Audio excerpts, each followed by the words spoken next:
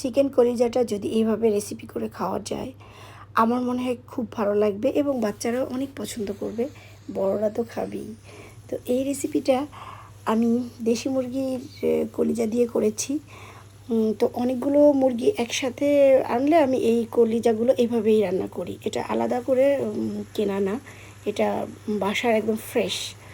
তো আমি ধুয়ে একদম পরিষ্কার করে সানফ্লাওয়ার অয়েলে দিয়ে দিলাম কলিজাগুলো দিয়ে আমি এর ভিতর দিয়ে দিলাম রসুন আর পেঁয়াজ। এগুলা দিয়ে সুন্দরভাবে আমি এগুলা প্রিপারেশন নিচ্ছি ভাজার জন্য।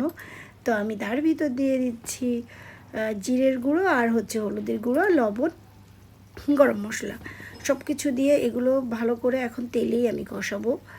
তো এইটা আমাকে একটু ধৈর্য ধরে রান্না করতে হবে, তা না হলে তো আমার এটা যেহেতু দেশি সেহেতু একটু সময় লাগবে এবং ভালো মজার খাবার পেতে হলে একটু সময় তো দিতে হবে। তো এটা আমি ভালো করে একদম মশলাটা ভালো করে ভিতরে যাতে ঢোকে সেভাবে মাখিয়ে নাড়াচাড়া করে ঢেকে দিয়েছিলাম। তো দিয়ে নামিয়ে আমি এখন কাঁচামরিচ দিলাম আর দিয়ে দিলাম রসুন বাটা আর আদা বাটা। এটা দিয়ে আমি আরেকটু কষাবো, কারণ এটা যত তেলে কষানো হবে মজাটা কিন্তু ততই বেড়ে যাবে। তো এই যে এইভাবে সুন্দর করে নেড়ে চেড়ে আমি কষিয়ে তারপরে আমি আবার একটু ঢেকে দেবো, কারণ ভিতরে সব মশলাগুলো তো ঢুকতে হবে। ভিতরে যতটা সুন্দরভাবে মশলাগুলো যাবে ততটাই মজা হবে। আর আমি এই যে একটু ঝাল ঝাল রান্না করব, বোম্বাই মরিচের অর্ধেকটা দিয়ে দিচ্ছি। এর আগে কিন্তু আমি কাঁচা মরিচ দিয়েছিলাম আর অল্প লাল মরিচের গুঁড়ো দেবো, এটা কালারের জন্য। তো দিয়ে এটা একটু ভালো করে নাড়াচাড়া করতে হবে যাতে নিচে না লেগে যায়।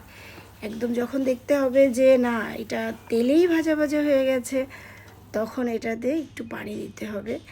একটু গরম পানি দিলে ভালো হয়, গরম পানি দিলে সবসময় টেস্টটা ভালো আসে। যে কোনো তরকারিতেই গরম পানিটা দিলে স্বাদটা খুব ভালো আসে মাশাআল্লাহ।